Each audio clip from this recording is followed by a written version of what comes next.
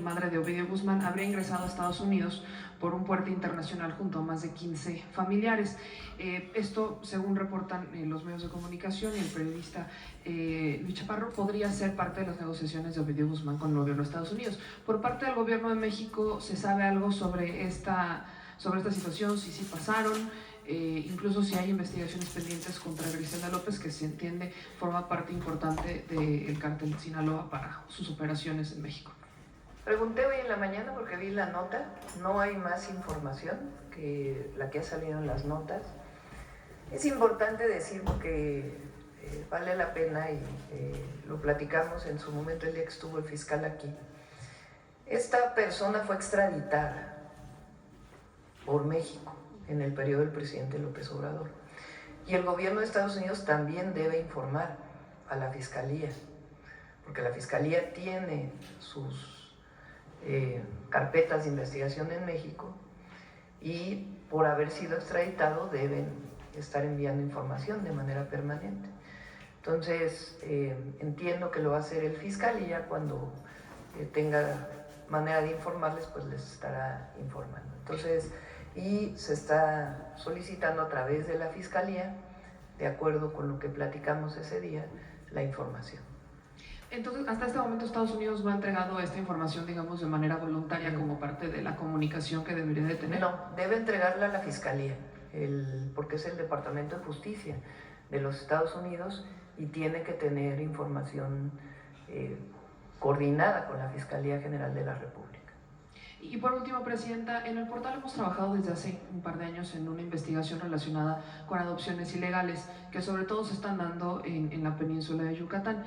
En la última planteamos aquí un tema relacionado con una mujer a la que le habían separado de sus hijos, y en este caso otra vez en Yucatán, es un caso relacionado con un señor llamado Francisco Notni, al cual separan de su hija y hasta incluso lo han sentenciado. El tema aquí son dos. En primero, ya compartí atención ciudadana el caso particular de Francisco Notni, pero preguntarle, Presidenta, ¿cuándo se prevé quizás mandar reformas a las fiscalías? Entendiendo que en este caso en particular, pues son las fiscalías, la Fiscalía del Estado, la que en colusión con las autoridades, con los policías, pues terminan dando sentencias sin dar ni siquiera oportunidad a una legítima defensa. Entiendo que pues, seguimos en el proceso de la elección judicial, pero ese segundo paso ¿se ha trabajado, se ha previsto? Vamos a pedirle a Ernestina Godoy que nos ayude en este caso. Ella, en su momento con el DIF de la Ciudad de México, hizo una reforma muy importante para el caso de adopciones.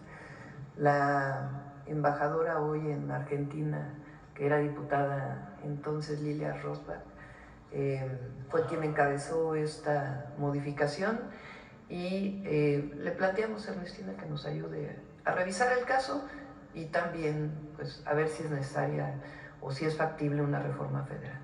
Muchas gracias, Presidenta. Buen día. Gracias. A ver, por acá.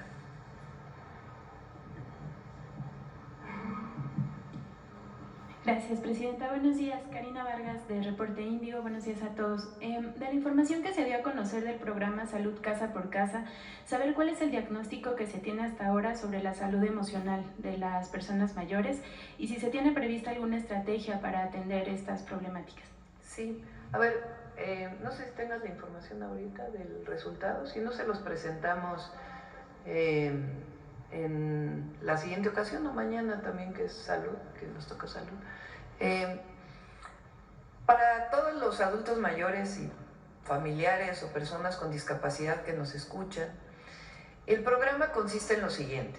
Lo primero que hicimos fue un censo que siguen desarrollando las y los servidores de la nación, y ahora se han incorporado enfermeras y enfermeros principalmente, que son parte del programa, aunque también hay algunos médicos y médicas.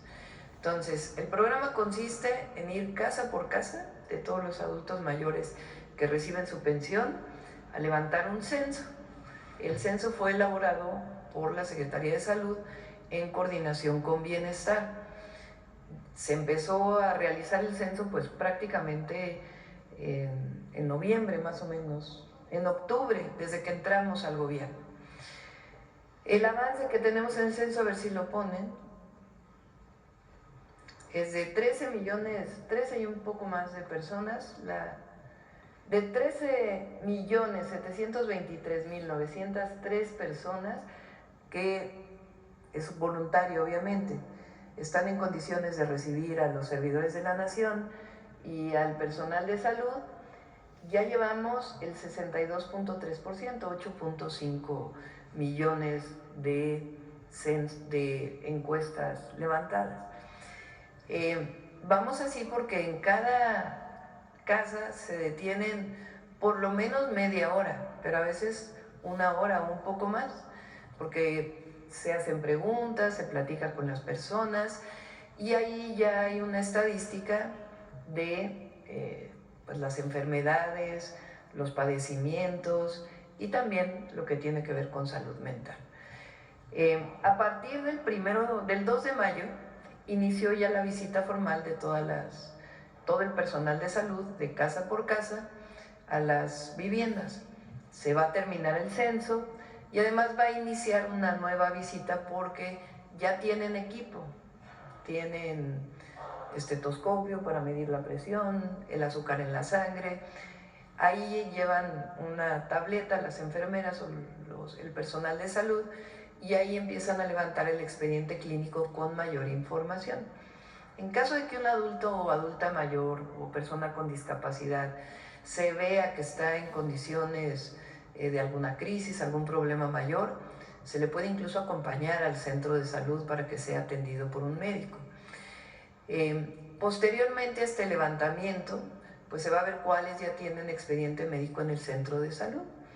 Si están tomando algún medicamento para la presión, entonces el propio personal de salud le puede recetar para que en las tiendas del bienestar o en su centro de salud puedan recoger en las farmacias del bienestar su medicamento de manera gratuita, ya con el nombre del paciente.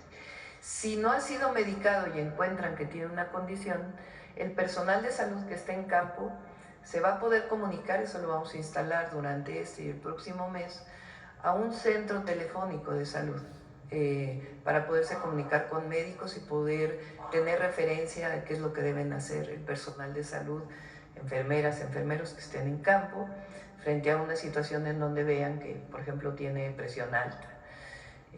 Y si es necesario, pues también se le lleva al centro de salud. A partir de ahí probablemente pues ya se va a saber qué personas van a tener que medicarse permanentemente y ya van a poder ir a recoger su medicamento en farmacias del bienestar. Y en lo que tiene que ver con salud mental, pues también van a ser atendidos, revisados y en comunicación permanente con este centro de salud telefónico que estamos ya instalando. En este caso de la salud mental, ¿se tiene previsto también una parte del presupuesto por si se requiriera también medicamento para estos padecimientos? Bueno, ahí tienen que ir directamente con un psiquiatra o con un médico especialista, porque ahí sí no se puede medicar a distancia. ¿Solo sería como el diagnóstico en este caso? Sí, y acompañarlos al lugar especializado en donde puedan ser recibidos. Gracias, Presidenta. Y retomando el tema del trolebús elevado, ¿saber si ya se tiene un estimado de la tarifa que tendrá este transporte? Se está revisando. Actualmente las personas del Estado de México pagan 14, 15, hasta 19 pesos por llegar a la Ciudad de México. El objetivo es que paguen menos que eso. Pero se está revisando la tarifa que se va a cobrar, particularmente de las estaciones que vienen del Estado de México hacia la ciudad. Es importante decir que muchas personas llegan a Santa Marta, se bajan del transporte concesionado y se suben al metro. Entonces normalmente pagan lo que el transporte público concesionado, porque en el Estado de México no hay transporte público como empresa de gobierno. En la ciudad sí, está RTP, está el metro, está el trolebús, etcétera, distintas empresas del gobierno. Entonces vienen en transporte concesionado, pagan 15 pesos, se bajan en Santa Marta y luego pagan otros 5 pesos del metro que los lleva a otro lado. Entonces aquí pues sí, si se transbordan al metro, pagarían el adicional del metro, pero pueden irse hasta Constitución de 1917, que ya es la línea 8 y ya les queda pues mucho más cerca.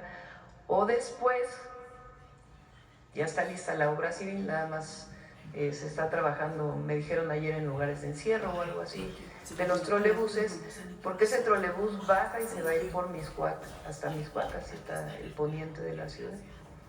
¿Habría la posibilidad de que, como en la red de la Ciudad de México, pueda pagarse el transbordo sea gratuito de este sistema al metro? Es complejo. ¿Quién va a operar el trolebús? Sistema de Transportes Eléctricos de la Ciudad de México. Aun cuando esté en el Estado de México, como no tiene empresa operadora el Estado de México, entonces lo va a operar Sistema de Transportes Eléctricos, ese trolebús. Entonces la tarifa pues la va a definir el propio gobierno de la ciudad y obviamente vamos a apoyar junto con el Estado de México. Gracias. En una tercera pregunta, Presidenta, una encuesta de Reporte Índigo y Factométrica que se publica hoy en la edición impresa de Reporte Índigo señala que al séptimo mes de su gestión, 76% de la población aprueba su mandato y en particular 63.4% considera que las acciones para combatir la pobreza son buenas, y este respaldo se da sobre todo después del anuncio de la aceleración del Plan México. La pregunta es, ¿cómo suma este respaldo a la implementación de esta estrategia? Pues todo es con el pueblo, esa es nuestra fuerza. Lo más importante de un gobierno de la Cuarta Transformación es obviamente la honestidad, la convicción y la cercanía con el pueblo. Nosotros nunca nos vamos a alejar del pueblo de México, nunca, porque ese es nuestro mandato y además es nuestra convicción. ¿A quién le servimos? Al pueblo. Entonces, eso es lo que refleja la encuesta, la cercanía y también la defensa de nuestro país, siempre. La defensa de la soberanía nacional por encima de todo y la cercanía con el pueblo. Eso es lo que representa la Cuarta Transformación. Gracias. Y por último, Presidenta, en este sentido, con base en los datos del Secretariado Ejecutivo del Sistema de Seguridad Pública, el 10 de mayo fue el día con una menor cifra de homicidios dolosos en el país, en lo que va de su administración, con 46 casos. ¿Le informó algo el Gabinete de Seguridad sobre este tema? Sí, ha sido el fin de semana con menos homicidios desde hace varios años. A ver, pon otra vez la gráfica de homicidios que presentaron el jueves. Ese día, al otro día creo que salió la noticia del nuevo Papa y todo eso, y no se informó tanto sobre esto. Pero la mensual, a ver si la tiene.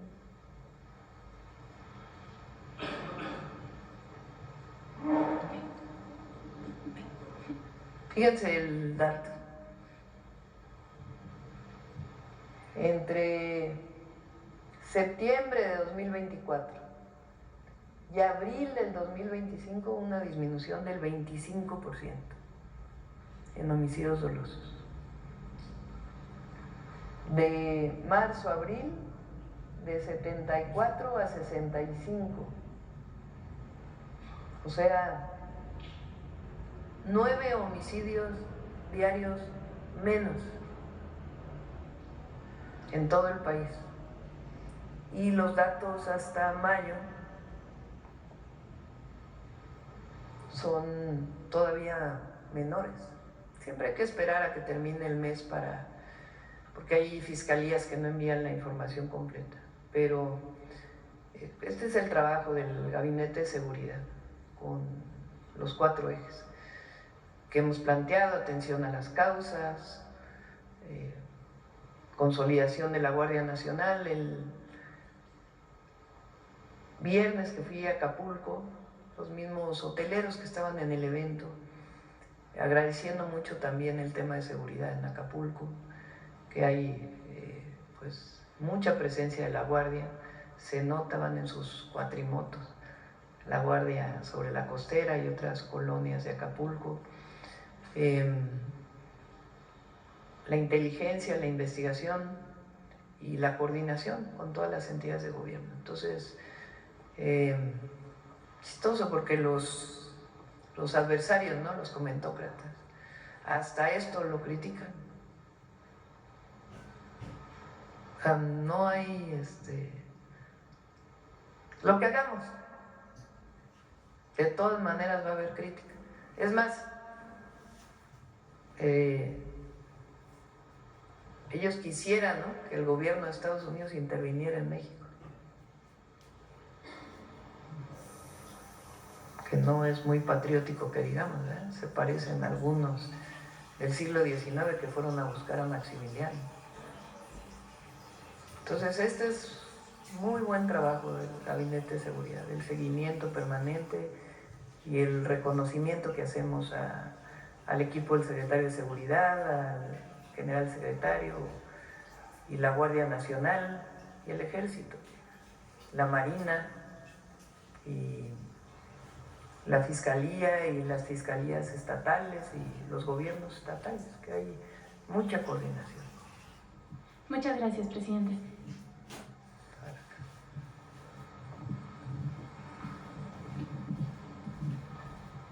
Gracias, presidenta. Juan Bautista de Voces del Periodista, que dije Morisolum en la revista y la maestra Celeste en radio. Me llama mucho la atención que la imagen de ayer, que es histórica, es potente, es trascendente, no tenga la relevancia que significa. El hecho de que usted haya ido ayer, un día después del festejo del Día de las Madres, que sigue trabajando de manera incansable, al oriente de la ciudad, y se reúna con la jefa de gobierno y con la gobernadora del Estado de México, inaugurando en una acción preliminar este nuevo transporte que va a beneficiar entre 7.5 millones de personas y 10, porque se le olvida la memoria tan flaca y tan delgada del neoliberalismo, que allá en Chalco se les hizo un programa de solidaridad, pero se le olvidó poner las calles, la tubería, el drenaje con las inundaciones y mucho menos el transporte. Y eso realmente representa un tema histórico, un parteaguas en la ciudad, porque solamente ese transporte estaría sumando lo que transporta aquí en la Ciudad de México, los 5.5 millones de usuarios diariamente y los 3 millones del trolebús en la Ciudad de México. Entonces solamente ese transporte, este azul metálico muy tamayesco, por ejemplo, estaría alivianando, solventando este traslado que entre origen y destino, el ciudadano en México, en la Ciudad de México, ocupa casi 5 horas de transporte para llegar a su lugar de trabajo. Entonces yo quisiera preguntarle sobre el sentir desde el día de ayer y esta obra, que realmente es una obra magnánima. Esa es mi opinión, presidenta. Sí.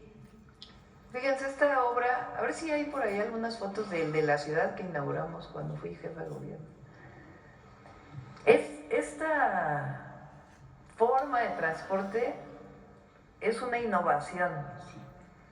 No hay en ningún lugar del mundo un segundo piso que mueva exclusivamente trolebuses. Claro. El trolebús pues es un transporte eléctrico, no contamina, no tiene contaminantes locales. Estos trolebuses en particular tienen 75 kilómetros de autonomía, es decir, si no están conectados a la catenaria, tienen sus baterías para poder funcionar. En la Ciudad de México hay uno, sobre todo Ermita Iztapalapa, que fue el primero que hicimos. Y este viene desde Chalco. En una parte viene a nivel, en la carretera que va a Puebla. No sé si es Tlanepantla o Ecatepec, el municipio que atraviesa para llegar a Puebla. A lo mejor son los dos. Ecatepec. Ecatepec y Ciudad de Zagualcoyo en su parte oriente ya, sí, a la salida. Ecatepec y Nesa, sí, tienes razón. Y Iztapalapa del otro lado. Ecatepec principalmente. Sí. Y Los Reyes La Paz también. Hay una parte que tiene, en donde está de un lado Iztapalapa todavía y del otro lado Los Reyes La Paz, es el límite de la ciudad con el Estado de México. Es una zona que creció muchísimo, el oriente de la ciudad. o el oriente de la zona metropolitana del Valle de México, más bien por decirlo así. Ahí en el oriente vamos a hacer muchas acciones, porque es una zona que tiene alrededor de 10 millones de habitantes y en 10 municipios estamos trabajando con el gobierno del Estado de México y los municipios para mejorar el entorno urbano y los servicios urbanos. Y pues es una forma de transporte público que actualmente en esa parte de Iztapalapa debe mover alrededor de 100,000, 120,000 pasajeros diarios. Y tiene la ventaja de que si va aumentando la demanda, pues se van adquiriendo más trolebuses y se van incorporando. Sí. Y además pues no tiene semáforos, entonces es como un metro, desde que inicia hasta que termina pues no hay semáforos, entonces el recorrido va a pasar de 1h30 a media hora, 40 minutos máximo. Entonces realmente es una innovación en México este transporte y muy importante, y pues el objetivo es llevarla a otros lugares del país. Claro, y complementar todo lo que se dejó de hacer y se le vio siempre a la parte oriente como la parte más marginada de la ciudad, donde llegaban los migrantes y no había, todavía en los años 74, en el año 74, no había banquetas, no había drenaje y las poblaciones rurales estaban ahí hacinadas. Hoy esto va cambiando, sobre todo pues con los servicios de salud, que se complementa de educación, de pavimentación y desde luego pues esto que va a ser ahí va a haber, ¿cuáles son los hospitales hoy que vas a hacer? Claro. A ver. Muchas gracias, Presidenta. Sí, en toda esta parte del oriente del Estado de México se va a construir un nuevo hospital regional del IMSS en Ciudad de Nezahualcóyotl, otro más en Chimalhuacán, y está el rescate de 2 hospitales que habían estado abandonados durante mucho tiempo, de los que estaban financiados por Seguro Popular del ISEM en su momento, ahora van a ser del Seguro Social, el oncológico de Ecatepec, que además va a tener un énfasis en cáncer pediátrico, y un hospital más pequeño, pero también que durante mucho tiempo estuvo abandonado, en Chicolhuapan. Son 4 nuevos hospitales, además de un número importante de centros de salud. Gracias por esta respuesta. Presidenta, por otra parte,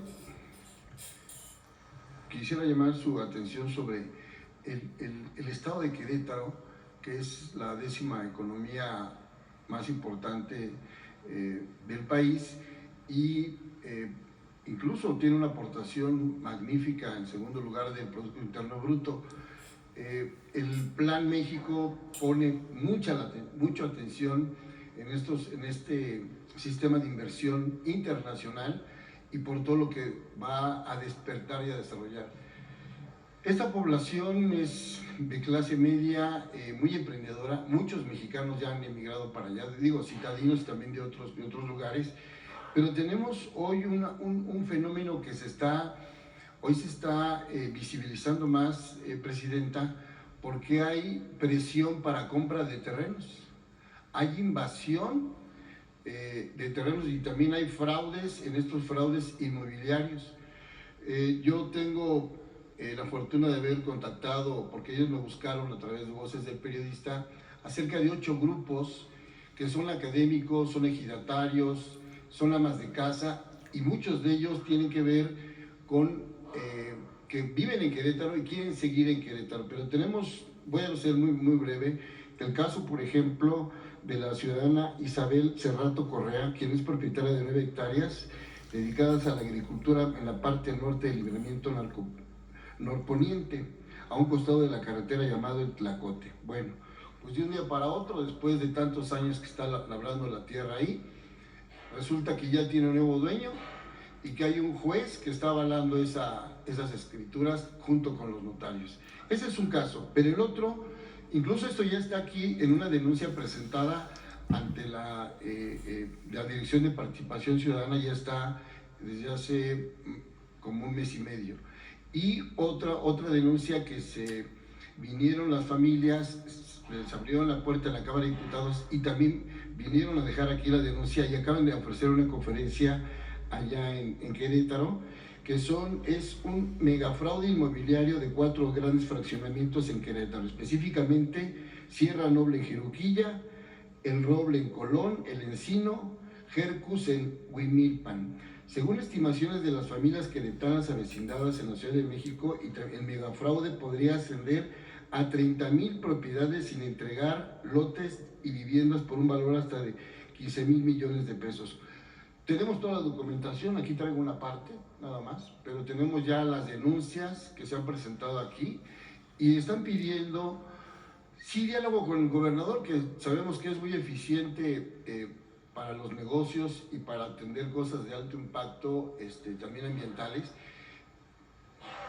pero me dicen que no lo recibe el gobernador, entonces están pidiendo una cita directa con la Secretaría de Gobernación para que interceda en un diálogo, en una mesa y atienda a todas estas, así se hacen llamar, somos personas de un frente defraudadas y ya vinieron a dar la cara y tienen elementos y tienen todo el historial. Y entre ellas están Red Ciudadana de Ecorestauración, integrantes de la Comisión de Coordinadora Promejoras del municipio de Felipe Carrillo Puerto, por la defensa del patrimonio histórico del centro de Querétaro. Bueno, hay una versión de que quieren hacer una mítica en el centro histórico de Querétaro, habría que revisar eso, ¿no?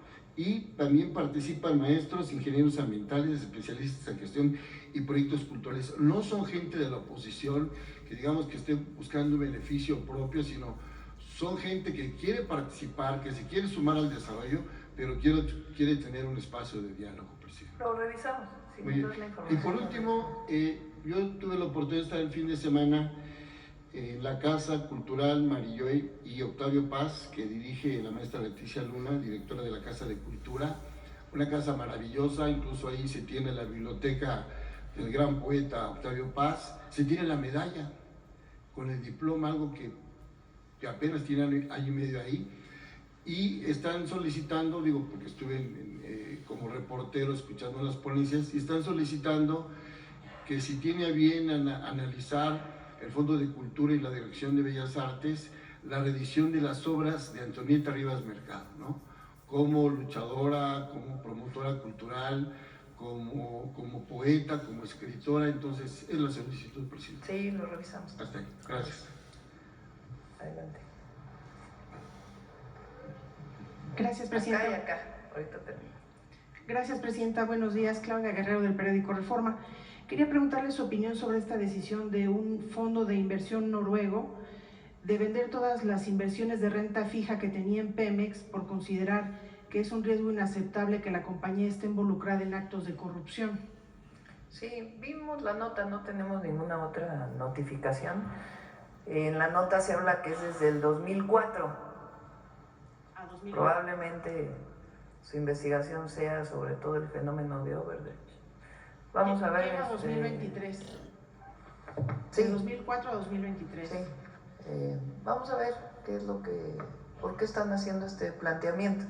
Pero vale la pena informar, pues, que viene del 2004. Claro. ¿Buscarían un diálogo con este fondo para Pues ver vamos a ver, voy a preguntar a Pemex. Apenas vi la nota, no teníamos información adicional. Y vamos a ver de qué se trata. Gracias, presidenta. Y sobre otros temas que ya le preguntaron, quisiera pedirle algunas precisiones. En el caso del retiro de la visa de la gobernadora de Baja California, ¿ustedes temen que esta misma medida pueda ser tomada con otros gobernadores en funciones? Pues no tenemos información de ello. En cualquier caso, ¿qué es lo que es importante? Porque hay antecedentes. Que el gobierno de los Estados Unidos informe. Eso es lo que se está solicitando. Que informe si es que, en particular, sobre este caso, y si tiene algunos otros casos. Y por qué, en todo caso, está retirando, o por qué retiró estas visas, y si tiene otros, pues por cuál es la razón. Entonces, eso es lo primero, la información. Entonces, tiene que haber información. Y después de la información, pues ya veremos qué es lo que están planteando. porque hay otros casos en donde han